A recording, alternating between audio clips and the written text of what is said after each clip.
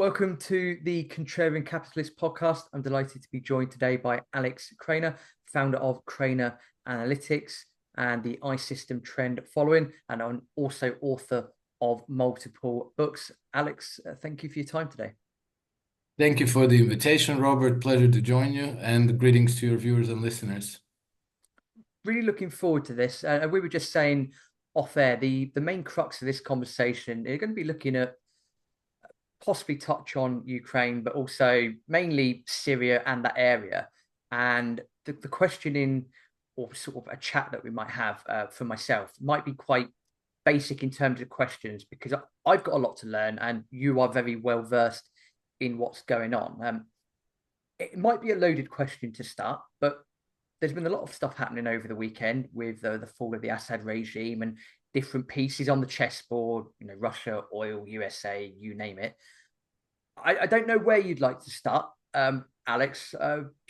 Well, I think that today we would have to start with Syria, since it's Monday, 9 December. Yesterday, I woke up to the news that Bashar al-Assad regime in Syria is no longer.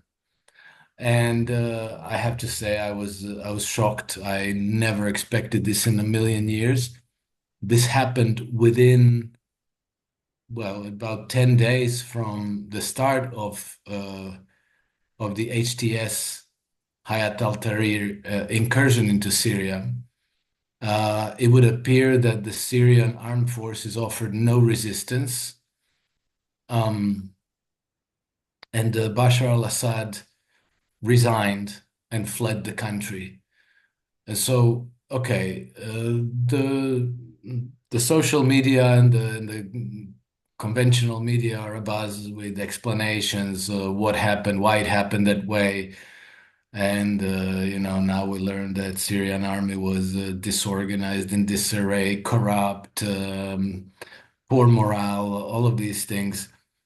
But I find it very strange because this is the very same Syria, very same Syrian army, under the same President Bashar al-Assad, who have resisted a concerted attack by, Al-Qaeda and ISIS and Jabhat al-Nusra and Khorasan and all of these jihadi head-chopping organizations, coordinated by the US, the UK, Israel, and backed by practically the collective Arab League, all on their own. And during this whole time, they resisted, they fought back valiantly. Bashar al-Assad did not flee the country. And it wasn't until 2015 that Russia finally came to their rescue. And then they managed finally to lift the siege of Aleppo in December 2016, which means that up until now they had they had 8 years to rebuild, to regroup, to reinforce their defenses. And the fact that they folded this time around in as little as 10 days is really, really a surprise. And I don't think it can be explained quite so easily. Because also this insurgency coming out of Idlib was not a surprise. Um, Everyone knew that there was this big grouping of uh, HTS and of Syrian National Army, the Turkish American proxy, and that they had, they planned to go back to Syria to retake Aleppo, and Muhammad Abu al-Jolani, the leader of HTS, was vocal about wanting to go to Damascus. And so the fact that Syrian army simply disbanded, even though they expected this, is a big surprise. Because even, let's say that they were weak. Well, even if they're weak, they outnumbered these insurgents by a huge margin. So Syria had about 200,000 men under arm, and these people were 15 to 20,000 men, right? And they came on improvised armored vehicles and pickup trucks, which makes them extremely vulnerable, easy to pick off, and not even, like not even proper armored personnel carriers and tanks. So the whole thing is they just rode through Syria like tourists and entered cities and shot their rifles in the air, um, killed and hung people here and there, and made their way to Damascus practically unopposed. So I struggled to explain this to myself because, yeah, people say like, oh yeah, they were all corrupt and they were focused on stealing money and jockeying for power and all this. Okay, were they that much more corrupt than they were in 2011? Mm. I don't know. Did anybody bother to measure? I don't know. That sounds strange to me. And then even the circumstances in the region have changed because the Western powers have been weakened very considerably between 2011 and today. Back then, Iran was and on flat out hostile terms with Saudi Arabia. Arab League was opposed to Bashar al-Assad. Iran and Russia were on cold to hostile terms. Today, they are a very close, tight alliance, and they were both supportive of Bashar al-Assad. And the Arab League, with the exception of Qatar, is also supportive of Bashar al-Assad. In Turkey, the people are overwhelmingly opposed to these Israeli, American, European misadventures in the Middle East. Mm. So the fact that Erdogan would stab China, BRICS, SCO, Russia, Iran, all collectively in the back for a very, very, very long shot of retaking Syria is also very strange. Let's not forget, these groups are not a tight military organization. This is an agglomeration of jihadi groups, most of them by far mercenaries with no permanent loyalties. Many of them are mutually hostile to one another. It's questionable that anybody really controls them. I think that the Turkish intelligence fancies themselves as having control over Syrian National Army and HTS. They do not. Um, so, their combat capability is dubious. Their capability to govern is very extremely dubious. So why, it's very strange that they even launched this whole incursion. And I couldn't make sense of it other than in the end, I thought maybe this was, between Russian and the Iranians, they perhaps decided to draw the Western Empire into its final quagmire in Syria. Because the only place you walk into this easily is a trap. Mm. So I suspect that it is a trap because it was expected. They let it happen. Syrian army didn't fold here and there progressively. They folded all at once everywhere, which tells me that it was coordinated. And I heard from some people that actually they had orders to disband. So it came from high up above, the orders to disband. So okay, where did these orders? I mean, why were these orders given? I would like to know. It's not explained. And then I was just listening to the podcast between Judge Andrew Napolitano with Alistair Crook. And Alistair Crook said something that I just learned today is that apparently Bashar al-Assad was in Moscow on Friday. The insurgency began on Wednesday. So 2 days after the insurgency began, Bashar al-Assad was in Moscow. And this time around, it was a very hush-hush affair. It wasn't, they didn't disclose exactly what they discussed, but maybe they discussed that let's just let them in. Let's just let them in. And, this would be consistent a little bit with the Russian way of war, because Russians are very, how do you call it? They're not obsessed with territory. They're not obsessed with colors on maps. They are obsessed with preserving their military capacity and troops and destroying that of the enemy. And so I suppose, if you draw the enemy into a very large geographical area, which is Syria, then they're going to spread out. They're going to be easier to pick off.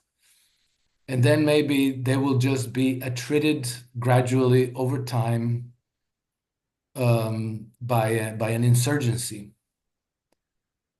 And this insurgency will probably be coordinated between Iran, Russia, and Iranian proxies in the region, which will in part probably consist also of the reconstituted Syrian Arab Army units. So in that case, maybe what we have is something similar to what the CIA did to the Soviet Union. They prepared a trap for them in Afghanistan and drew them in. And when they were in, uh, this was in the end the quagmire that ended the Soviet Union. And I think that maybe the decision, because let's remember also, Iran never responded to Israel for their last attack. Mm. So there was a long discussion. Yes, yes, we will respond. We will respond. How will they respond? There was a lot of back and forth between the Russian military personnel and the Iranian ones, and between Russian and Iranian leadership, where it was very clear that they were coordinating a response. And it may just be that this is what they decided on. Let's let them into Syria, and then we'll pick them off. So that's the only way I can make sense out of it. Otherwise, I would have to believe that the powers and Israel, after having been, for all practical purposes, already strategically defeated, suddenly won this brilliant victory, which just fell into their lap in the space of 10 days. And now they're collectively drunk with celebrations. But I think that there's going to be consequences. And, it's one thing to walk into Syria. It's another thing to consolidate it and to hold it and to defend it. And we've seen that, United States walked into Iraq. They walked into Afghanistan, and they eventually got defeated in both places. So that as a long-term strategy would make sense. All these other stories just don't make sense to me. It's too many errors, too many mistakes, too many misjudgments, too much backstabbing, too much betrayal, everything, Mm. all at the same time, like a perfect storm of bad. Yeah, it seems to me that it's like we've got 2 + 2 and we're making 6. It doesn't seem to add up why that would happen. I mean, slightly off topic. I read I forget the name of the book. It was to do with historical aspects of Israel and Palestine over the years. And I like to consider myself a relatively intelligent person. And I came away from that book and I was more confused than when I started reading it, because you start learning about the history and how this happened, and then that country or that person's not helping them, and if they really all believed as one, then they would all help each other, but that's not the case because it's fractured. And then hence why it's great to sort of just ask you some questions and listen to what you have to say, because it doesn't as you said, it's not adding up at the moment. Yeah, it's not. No. So again, appreciate this might be a loaded question, and this could go in any direction. What do you, what happens next if it is a trap? Let's just say it's a trap. What happens? What happens next? So what happens next? We've already seen that. Okay, so A, there's already infighting between all these uh, moderate and less moderate head chopping groups in Syria. Hmm. Apparently, the Turks have already fallen out with HTS because the the the the ostensible objective of the Turks was to dismantle the governorship of. I have to read this because I can't remember the name. So the AANES, right? This is the Autonomous Administration of Northern and Eastern Syria. So the Turks wanted to dismantle this structure altogether. Whereas HTS went in there and Al-Jolani uh, kind of went with this inclusion and diversity charm offensive, saying that, well, maybe we can govern Syria by allowing different regions and tribal councils to run their own affairs in accordance with their, religious, sectarian, ethnic preferences, and this is not at all what the Turks had in mind. So Erdogan already apparently froze their assets.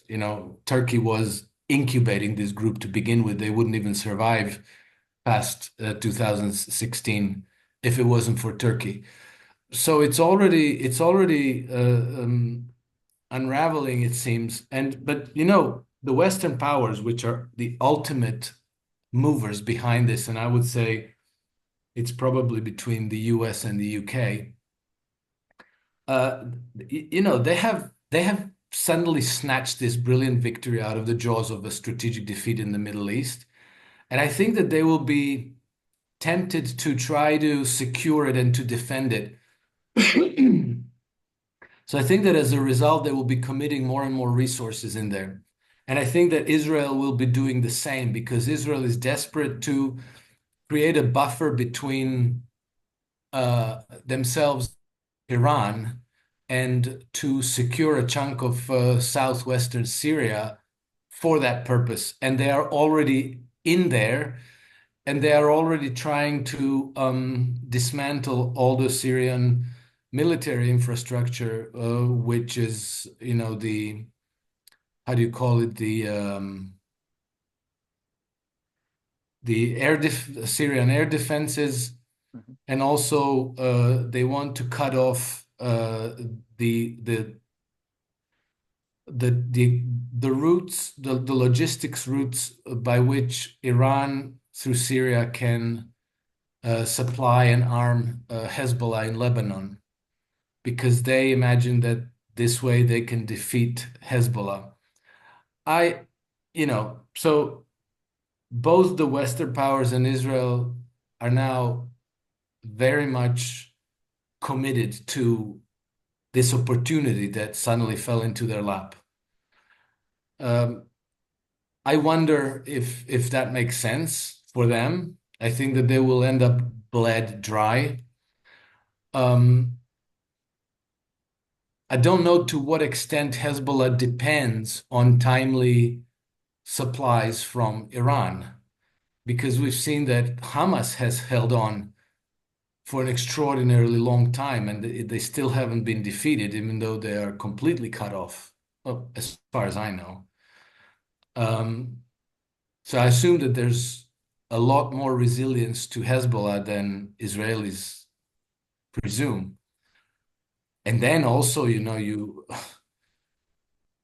there's going to be other channels of communications and supplies and smuggling that, you cannot make it completely hermetic. It's very big. And then I think the Jordanian regime is going to be coming under pressure. And I think I think that the the royal house of Jordan might not be long for holding on to their power in Jordan. And then if Jordan falls, well, then it's you know 80% of Jordanian population are Palestinians. There's going to be very, very heavy consequences for Israel and its allies in the region. I assume, I assume that the political void that has been created by the fall of Assad's regime will eventually be filled by Iran. That Iran is going to uh, establish a dominance as they did in Iraq. And then, the whole Shia crescent between Iran and Lebanon, the Hezbollah, Mhm. is going to connect. And I've seen already that out of Israeli intelligence and military circles, it's dawned on them that this is actually a risk. And they didn't say it in these words exactly, but it seems to me that they're now also suspicious that they walked into a trap. That wouldn't surprise me. I mean, I can certainly say from, yeah, state media, dare I say here, in the United Kingdom, that the reaction has been at the time of recording this, of we pretty much along the lines of claiming a victory, like you've just said. So I can confirm that from what I've been reading. I mean, the government, our current government, needs any win that they can take at the moment. To be perfectly honest with you, so they're Yeah. they're quite happy with that. And yeah, there's then a sense of happy the regime's come to an end, and it also seems like they have no idea what's potentially coming down the road as well. And I appreciate there's going to be people listening to this that will know the name Syria and will know bits and bobs about the Middle East. I will put a link, or I'll take a photo and put it on the Substack article that goes with this. Just have a look at a map of Syria and the map of the general area, and then that will help to explain everything that you have just said as well, with how that crescent is forming and what the lay of the land looks like, because it doesn't make pretty viewing as far as I'm concerned. Yeah, yeah, exactly. And the a few weeks ago, Alistair Crook spoke with Larry Johnson on his Counter Currents channel. I think that's what it's called. And Alistair Crook gave a very powerful lesson about the power dynamics in the Middle East, because most people in the West assume that the Iranians are the big power there and the lead, strategically, philosophically, and um,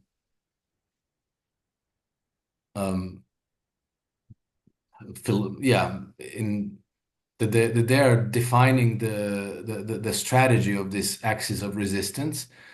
But in fact, a lot of it comes from Lebanon, and that the Lebanese Shia leadership, Hassan Nasrallah is no longer, but there are others.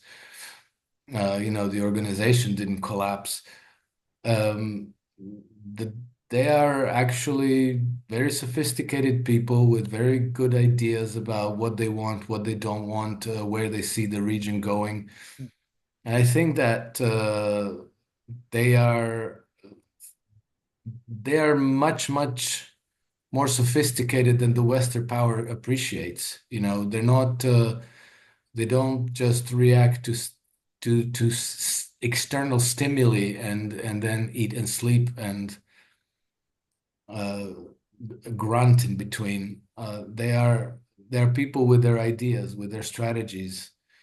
And once that connects with the Iranian side, we're going to be looking at a very, very different reality than what we have today. And I think that ultimately that's going to be squeezing the West out of the region in as a hegemon. And then, it's important to recognize that this also is very much compatible with the Russian grand strategy. Hmm. And the Russian grand strategy is okay. So, if we go back to no, let's not go back to Mackinder for now. Um, Vladimir Putin just a few days ago gave a speech at Astana, and he was asked afterwards by a journalist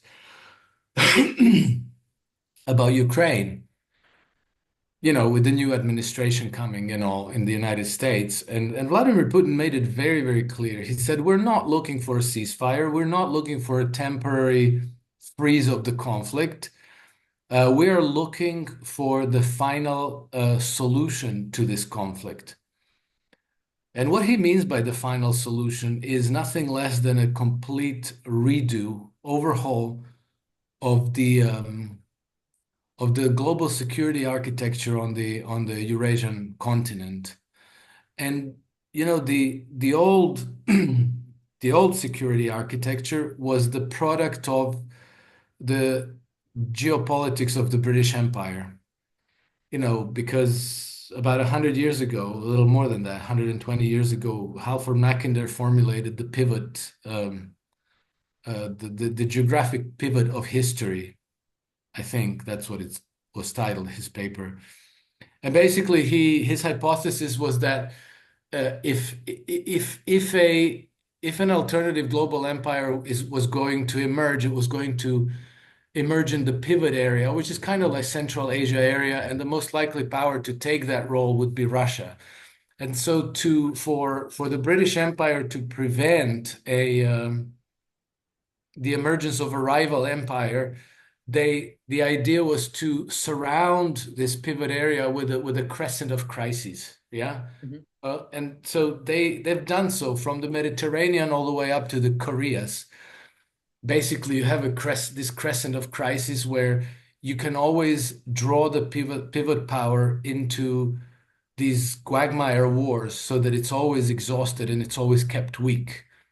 And so, at the time, Mackinder was talking about France and Italy and Egypt and India and Korea.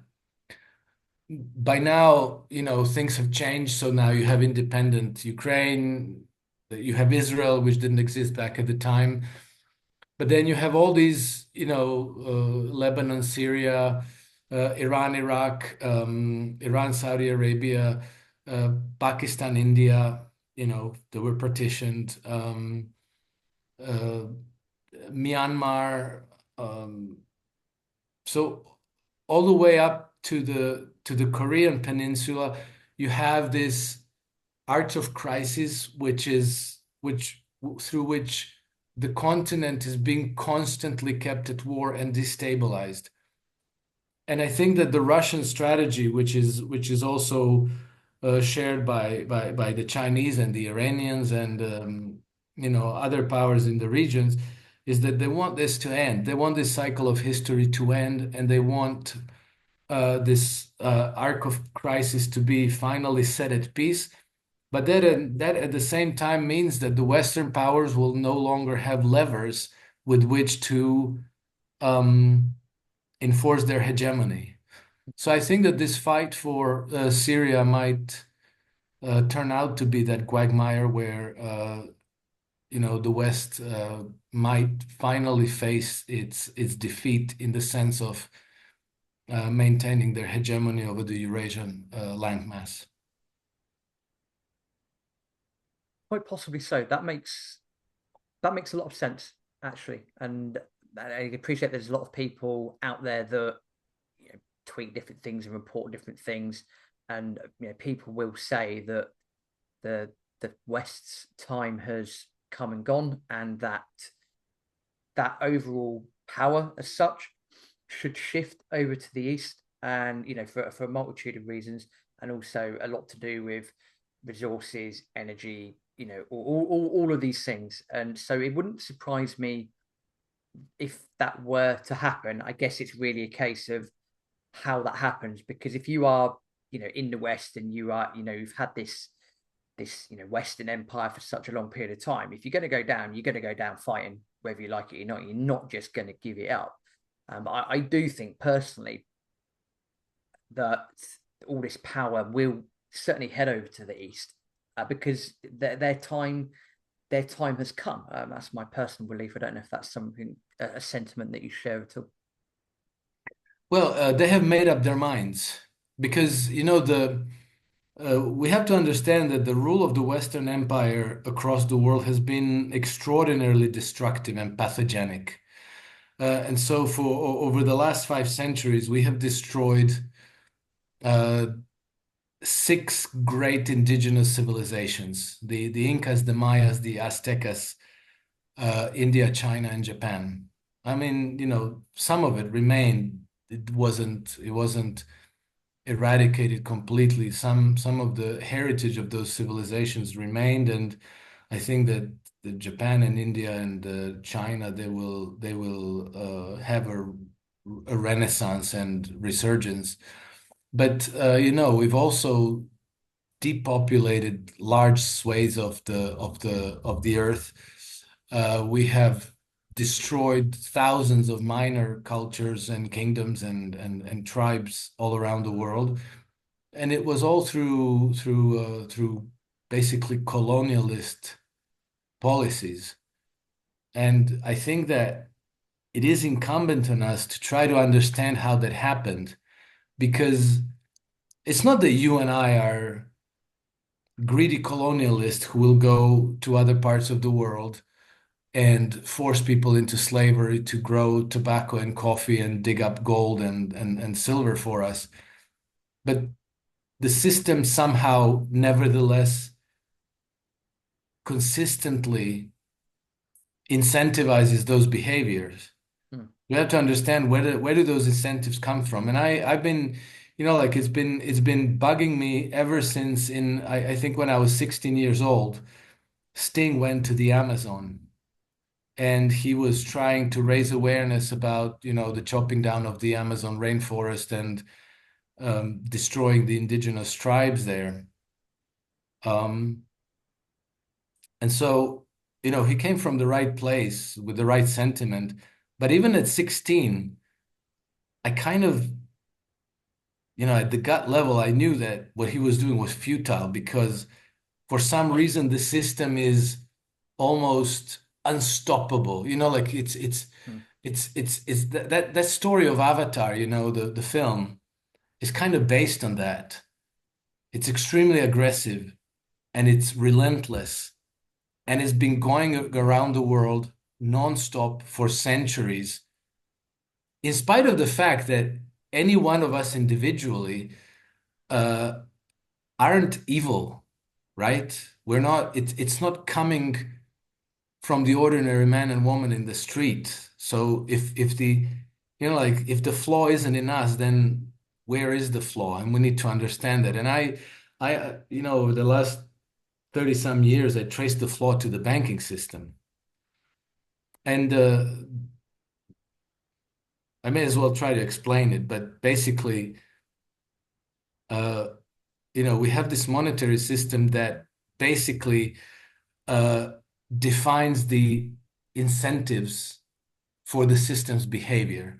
So um, we have a monetary system where practically all the money that's in circulation comes into circulation as debt. So for even a single pound or euro or dollar or yen in circulation, somebody has to borrow it from a bank, and then the bank puts it into existence, right? But the problem is that the bank only puts the principal into circulation and never the interest. And so if you borrow, let's say, £500,000 to buy a house, um, over the life of that loan, you will have to repay it twice. So you'll have to pay back 1 million, except that the half a million of your loan went into circulation. The bank put it, the bank just credited it to your account, but the other half a million never went into circulation. So you have to earn it from other people. And for the whole system to even chug along, other people have to keep going into debt to put more money into circulation so that we can all earn it from one another and pay back our debts. And so then, we the whole economic machine gets primed through one business cycle, let's call it. And as people take out loans and the mass of money in circulation gets bigger and bigger, there's a period of time where everybody feels kind of prosperous because, the businesses are booming, there's plenty of jobs, they're good paying jobs, and so everybody feels happy, but they usually starts to grind down to a halt after a single business cycle. And then what happens? The system becomes saturated with debt because, after you borrowed some money to buy a house and some money to buy a car, you're tapped out. You might be able to borrow for some furniture, this, but basically you have a certain capacity to carry debt and no more, which is defined by your income. And then your house and your car are, let's say, a collateral, which gives reassurance to the banker that if you fail to pay back your debt, they can repossess your house and your car and maybe resell it and recover some loss. But at some point, the economic system gets um, saturated with debt.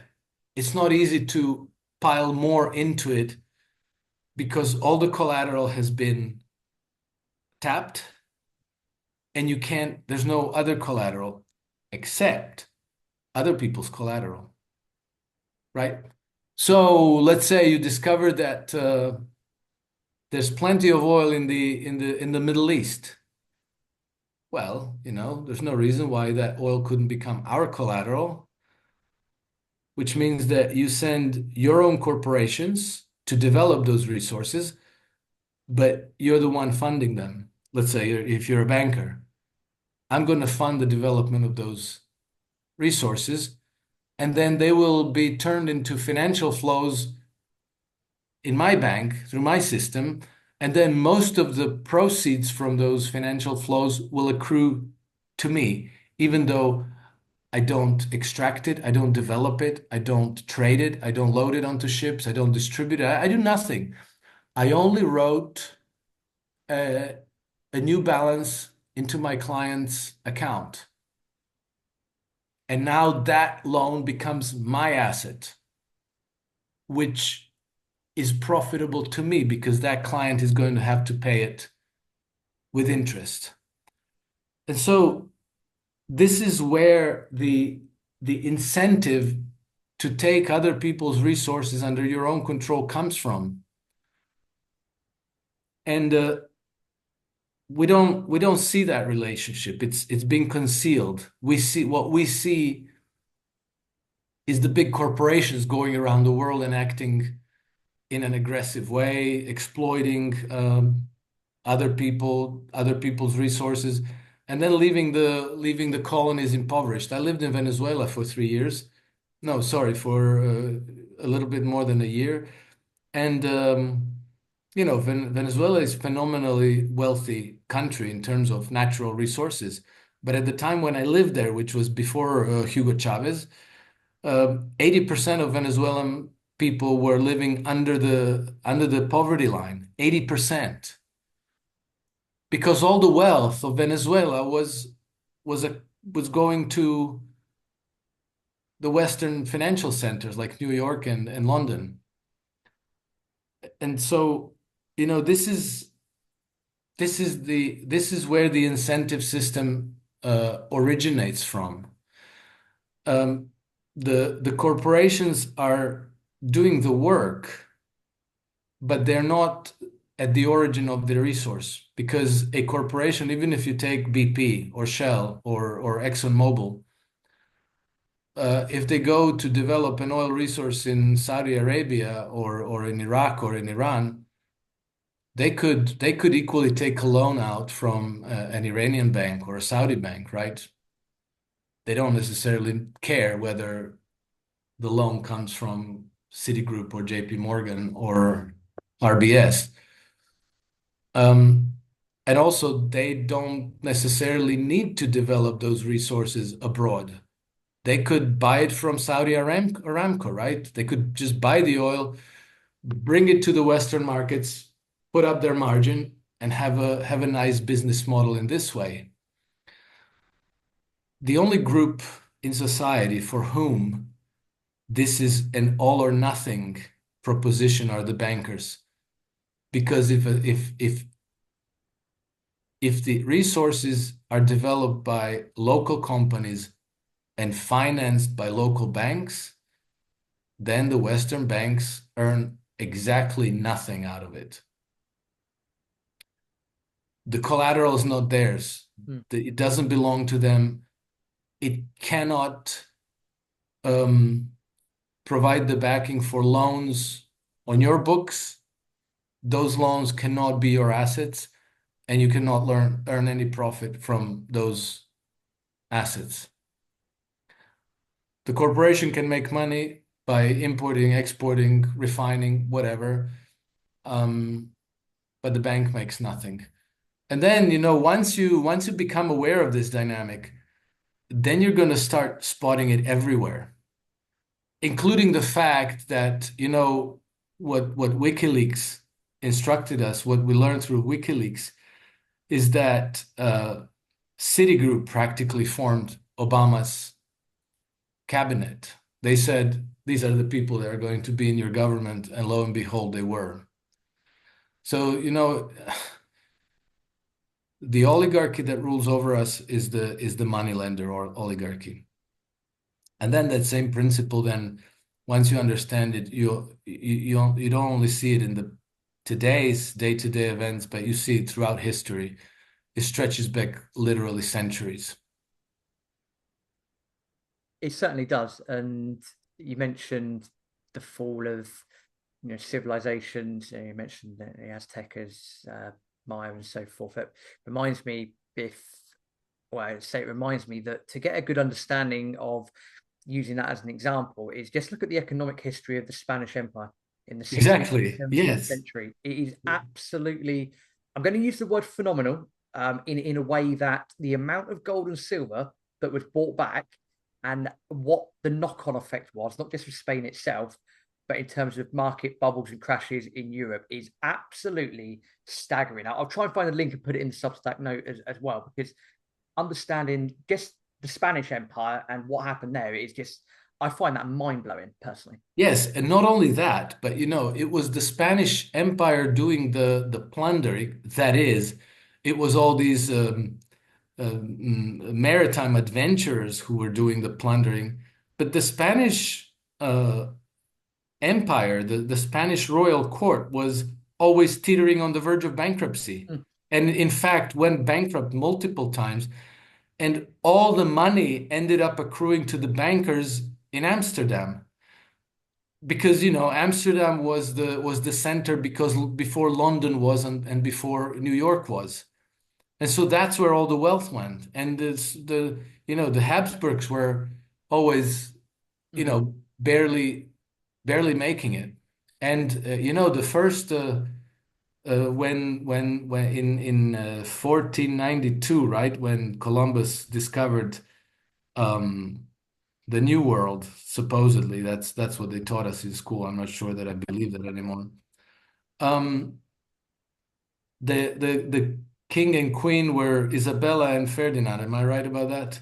Yeah, that sounds correct. They Yeah. were uh, they were minor nobles Mm. who were picked up by the I think Swiss and Italian bankers, and they were made king and queen. They were, they couldn't even afford their marriage. They were all, it was all funded by the bankers who put them up there as their, as their puppets, as the big front, and then took over Spain and turned the whole nation into this frenzied center of sailing across the sea and plundering the gold and silver from the new world, Mm. and in the process practically destroying the civilizations they found there. But again, the ultimate incentive was defined by the money lending oligarchy. Correct. And I think on just leading on from that, that's probably I think why the Anglo-Dutch War started. Moving on a little bit, and then if I now I remember reading this a little while ago, and correct me if I'm wrong, that one of the reasons the Napoleonic Wars started was that Napoleon ran quite a tight ship financially and didn't like using banks or bankers. And my understanding is that something was engineered in the background in order to create some form of warfare so that banks could start lending. I might be incorrect with that. I think I remember reading that somewhere. I think our point being that if we're combining resources and banks and war, that ultimately war will make a lot of people very, very rich. And that Yes. system's been around for a long time and it's got no sign of abating at the moment. Yes, it has no sign of abating internally. Hmm. But now for because the Western civilization, what we call Western civilization, has had a primacy in the world for several centuries now. I would say for at least 5 or 6 centuries, an undisputed primacy in the world. And now I think is the first time after 5 centuries that the West has actually run into worthy adversaries. Hmm. And, the first worthy adversary is Russia. The second one is China. But I see that, now the whole mystique of the West has gotten hosed down because now you see even, the Taliban was able to kick the United States out of Afghanistan. We see that the whole pooled resources of the United States and UK and France and Italy have been unable, after 15, 16 months of trying, they have been unable to subdue the Houthis in Yemen. This operation Prosperity Guardian has been going on. Basically, they've done nothing but run into a defeat. They've got bloody nose, and they haven't been able to stop the Houthis. And so the I think that the Western powers, the Western civilization, has lost the ability to impose itself on others by force. They're even being kicked out of Africa by minor African powers. And the latest news is that Senegal and Chad have now asked the French to leave. And so all these African colonies that were under French control are now liberating themselves one after another. And seemingly there's nothing that the French can do about it, and the Americans can't help them either. And so I think that here's how Sergei Karaganov put it. And Sergei Karaganov is, well, he has Vladimir Putin's ear. I don't know to what extent, but he said that our Russian strategy now is to kind of help the United States to transition from being a global hegemon to being just a normal major power, uh, as in as with as little disruption and bloodshed and war as possible, Hmm. and then to kind of disenfranchise European powers and close them into their own playpen Hmm. and allow the world to organize itself in different ways. I think that we in the West have a lot to learn because we've been raised and educated and brainwashed to a large extent in this matrix in which we lived for generations, in which we were taught without any doubt and hesitation that we are the pinnacle of humanity, that we have, uncovered all the truths, uh, that we are the avant-garde and everybody else has to follow us. And if they're backwards, then it's our burden to help them and provide them aid. and so on. And we just always assume that, the Russians are backwards, the Chinese are backwards, and so on. And not to mention, the global South, India, Africa, these countries. Of course, without us, their lives would be nasty, brutish, and short, right? We knew that. And I think that we need to learn that this is not the case.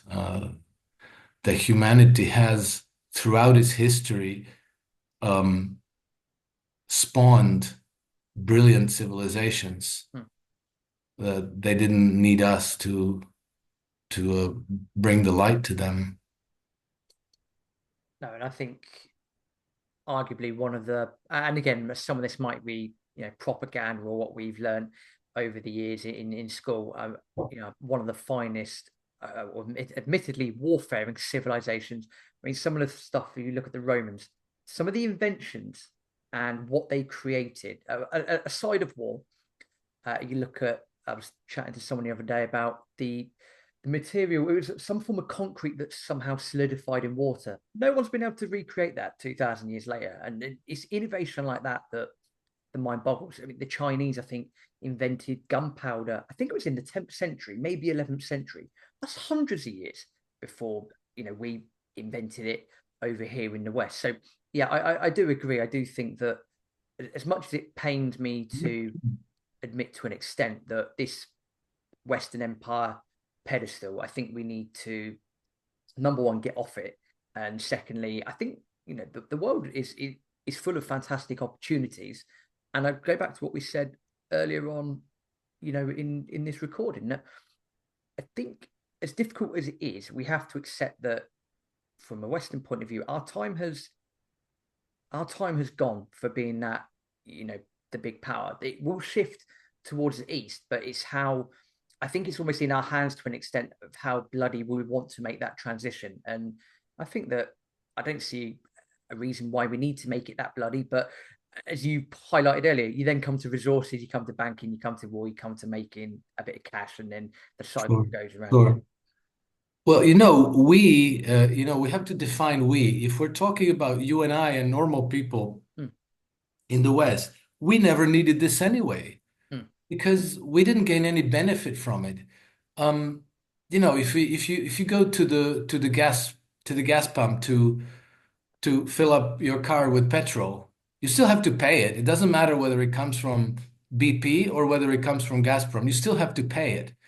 It's only that if we command those resources, then the profits accrue to Western corporations and Western banks, mm, right? Rather than elsewhere. But for you and I, it's the same. It's the same thing. It's not like they give it us to us for free if we conquer it, right? And then, we don't gain any benefit from let's say, the horrific injustices, like when France is buying uranium ore from Niger, which costs between 100 and $200 per kilogram on the market, but they're paying it $1 to Niger, a 99% or 99.5% discount. They give themselves that good discount because they can, mm. because it's like Al Capone, who says, like, you can get a lot more with a kind word and a gun than just with a kind word. For us, it's the same. It's this money lending oligarchy that loses these privileges. And then this money lending oligarchy has nothing to do with we, because these people are inbred degenerates that have so much money and control so much of our resources, that they decide, like, oh, hey, I have an idea. Why don't we block out the sun, right? Or why don't we force everybody to get a vaccine and then a booster every 3 or 6 months? And then we're going to build this infrastructure to make sure that we control everybody. And let's yank out the cash and force everybody to use CBDCs and put chips under their skins. This is our oligarchy. This is not, somebody else doing it to us. This is the same people who are, let's say, the ultimate beneficiaries of the colonialist system abroad, who are also then using this privilege and wealth to pen us into this increasingly restrictive matrix where we end up using our freedoms and then turning us into these proles as in as in George Orwell's 1984. So we have this has nothing to do with we. This only has to do the with the oligarchy that's the enemy to us as it is to the enemy to colonized people. And as far as we are concerned, China has gone out into the world with an alternative strategy. And their alternative strategy is to lift nations out of poverty. They have positioned themselves as a global manufacturing hub, and they want to have, billions of affluent consumers everywhere around the world. And so, in the same way that they have lifted 850 million Chinese out of poverty, they're doing the same in African countries, in Yemen, and elsewhere, because they want them to be affluent consumers in the future for Chinese manufactured goods. Well, if there are 3 or 4 or 5 billion affluent consumers in this world, then any entrepreneur anywhere in the West should be really excited about this because, especially now with the internet, where you can reach anybody anywhere, if you make any kind of a gizmo thing, provide service, make a product, and now suddenly there's this massive giant market that's available to you that you can tap into really easily via the internet now. It's become nothing to set up an e-commerce website, and maybe you sell guitar springs. I mean, the UK, I mean, this pains me because the UK is home to maybe the greatest numbers of these hi-fi companies that produce brilliant uh, CD players and amplifiers and speakers and cables. If you want to buy a really, really good stereo system, if you appreciate good quality music, you want to buy British products. But this is all being, squeezed out, pressured into this monoculture of, Sony and Sonos and Bose, and you almost practically have no choice anymore other than this. But imagine an affluent world when all of these products now become available, and then British entrepreneurs become prosperous, and Italian producers of apparel and cheese and wine and can tap into all these markets. Then we all become participants in this increasingly vibrant, prosperous world, and we all domestically grow our own endogenous civilizations rather than everybody being forced into this monoculture matrix by our financial oligarchy that's forcing the same system on everyone, and everything is converging on these large companies, large corporations that control everything, and that is actually pushing us into really an Orwellian dystopian future. Thank you for making that distinction. I probably should have been clear at the start when I was talking about we. So thank you for clarifying that. I appreciate that. And again, I think you're right. I think it's yeah. There's boundless opportunities out there. I'll try and be as positive as I can, and add some realism because I appreciate some of the stuff that we've spoken about today could be considered doom and gloom. But this is reality. This is what the world is at the moment, and it's important to be real about it. But I do think, from an optimist point of view, that yes, China's approach, as you said, is very constructive. And if we're all sort of working together, all singing off the same hymn sheet, so to speak, then absolutely we can create that. I just wish there was more. Well, one of the purposes of like doing recording like this is to get a message out. But I sincerely hope that people that are listening to this and watching this, if you're watching it on YouTube, for example, have learned something from this.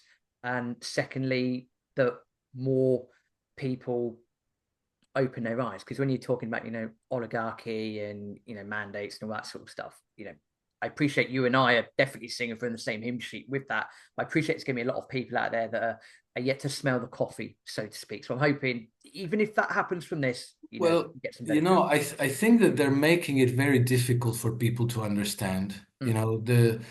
They are, well, they're deliberately trying to disorient the people. So, um, when it comes to Russia and China, it's 24/7 wall-to-wall propaganda. Russia bad, China bad. We don't quite know why it's bad. I mean, we're told all these stories of Vladimir Putin kills his political opponents and journalists and so on, which, by the way, is as true as the thing that vaccines are safe and effective. It's all lies. And it's all lies because the actual fight is for our minds. And we need to understand that the people who are in power are the same people who control the media, who are the same people who have every interest for us not to understand what is really going on. And since the times of the antiquity, when the crises came to breaking point and when the social pressures come to a boiling point, they always do the same things and they always yell barbarians at the gate.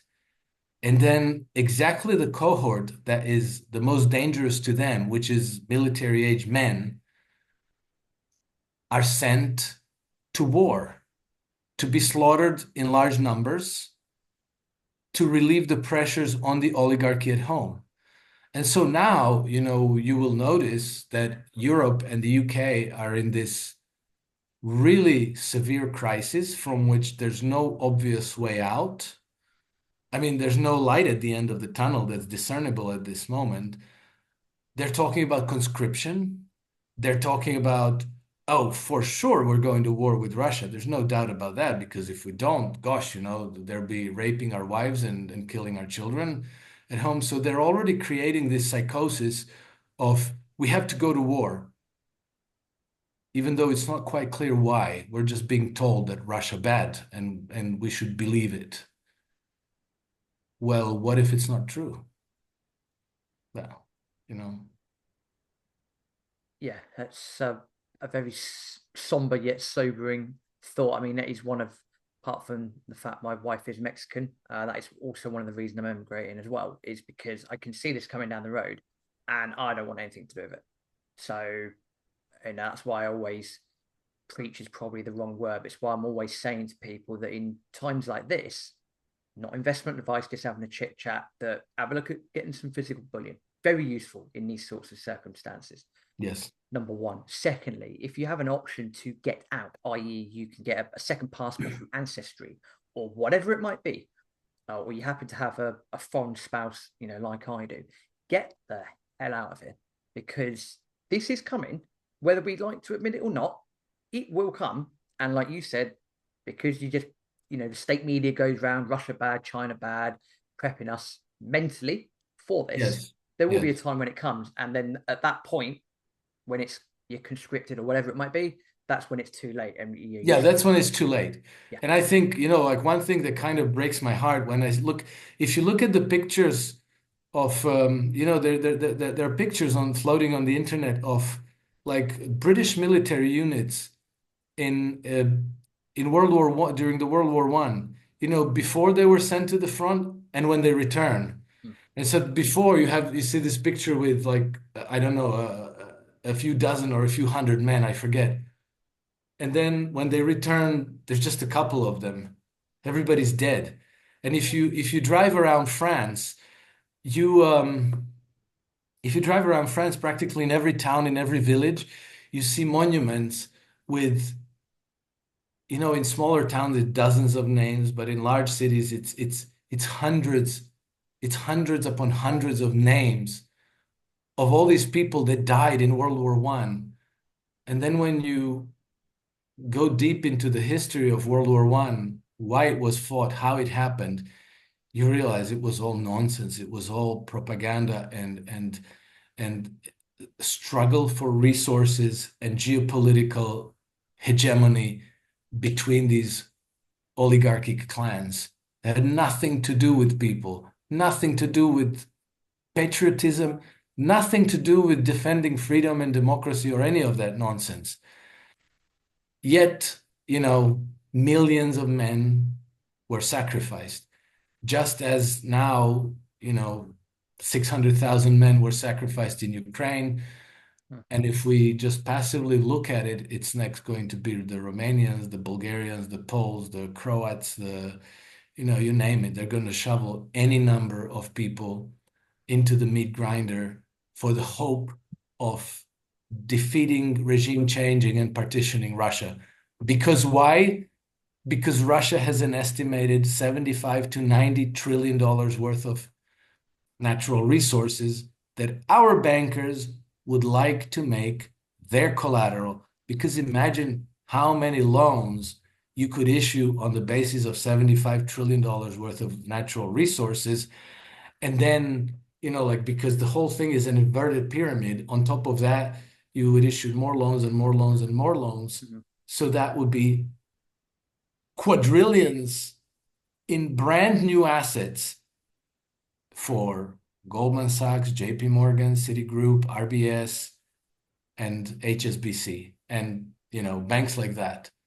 So that's why they want us to go fight Russia, not because they think that Putin is evil. They don't care about whether he's evil or not. Not because they think it's not democratic in Russia. They don't care about democracy either. They care about those resources. That is, they care about controlling those resources and making it their own collateral. That's the whole thing. And they will sacrifice all of us for that. It doesn't even matter to them. I think that's probably a very good place to leave that. And again, it's a very sobering thought. But again, we're talking reality because this is what this is all about. Um, Alex, what I would say, you briefly mentioned places like Romania and whatnot. I think what we should do is see what happens. Let's park the bus on that and maybe chat again in 2025 and Yes. see what the lay of the land is there. Because I think we could go on for hours if we go down that route. I always like to give people the opportunity to say how you could be found, whether it's Substack or X. So if people want to get in touch with you or follow what you do, Alex, how do people find you? So I'm easy to find on X. My handle is @nakedhedgy. I also have two Substacks, two publications of Substack. One of them is Alex Krainer's Substack, which is for general readership. And the other one is for traders, which is called iSystem Trend Compass. So there I publish a daily newsletters where I also issue daily trend following signals for British, European, Japanese, and American markets, a total of about 15 or 16 markets, including gold. And I am toying with adding Bitcoin to the portfolio. So every day there's, signals buy this, sell that, so that people have directional exposure recommendation and trade timing signals, whether you should be long or whether you should be short something. And yeah, that's that. And yeah, this is what I wanted to say. I know that a lot of what we're talking about sounds like gloom and doom today, Mhm. but I think it is extremely important for us to talk about it nevertheless, Yeah. because we need to recognize when we're being manipulated and deceived into, um, let's say, making ourselves into human shields for somebody else's benefit in wars that are nothing to us personally. Because ultimately, if people refuse to go to war, there's nothing that the powers that be can do about it. And so, we need to understand what's going on because one day when they tell us, oh, we have to fight Russia, well, people will be awake enough to say, why? Explain it to me like I'm four, why I should go fight Russia. My family is here, and this is where they go to school, and this is where I work, and this is where my wife is. And so just explain to me why I should go to the Eastern Front to kill Russians. And I think that once they have to do that, and you have a good command of reality and truth, you will be a lot more difficult to deceive and manipulate. And then I think the whole agenda kind of dissipates, and maybe we manage to defend peace after all.